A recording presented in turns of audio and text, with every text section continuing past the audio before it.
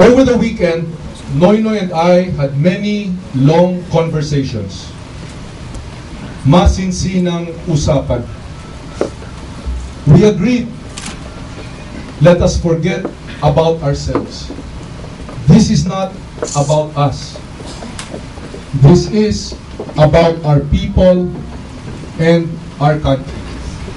Today, I am announcing my support for the candidacy of Noynoy Aquino for President of 2020.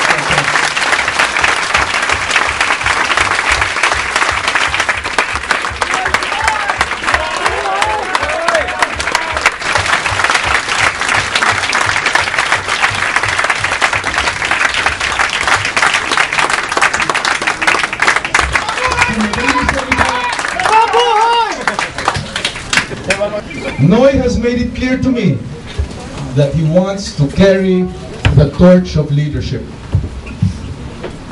The passing of our beloved President Cory has reawakened a passion among us. Ito na ang pinakamabigat na desisyon sa buhay ko. Maniwala man kayo o hindi, ginagawa ko ito para sa bayan, para sa inyo. I say, I began the campaign to sow the seeds para sa pagbabago at reforma. We must now be the one to grow them in the arena of leadership. Hindi kami maghihiwalay ni Noy. I will stand with him.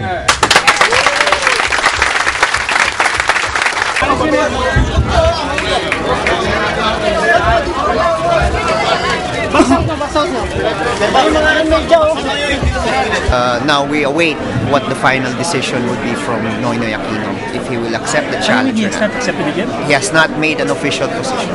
But even privately?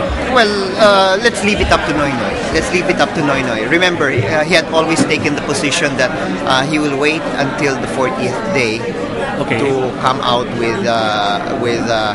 with his decision. As a matter of fact, last night, his comments to the media was that he was going to consult with the spiritual advisors of Tita Cory. But wouldn't that be put the party in a very unusual place if Noynoy decides not to accept it? Well, I think if you would gauge from the statements of Noynoy, it's especially yesterday, mukhang gumaganda.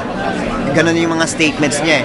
Yung mga akala niyang mahirap na magiging pag-uusap, madali lang pala.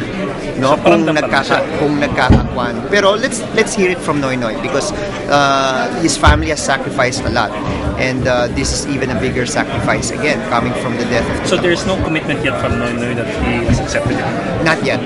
There has none yet, and we await. Word.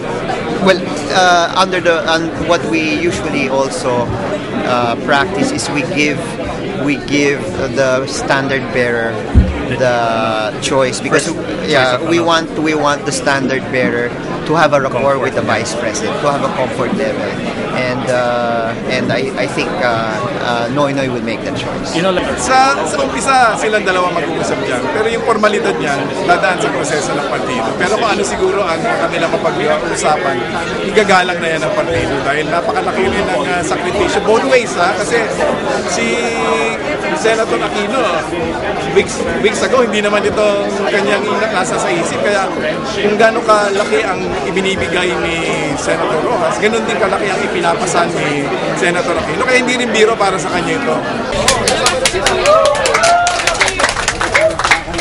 Oy, sandali! Opo, pulang lang.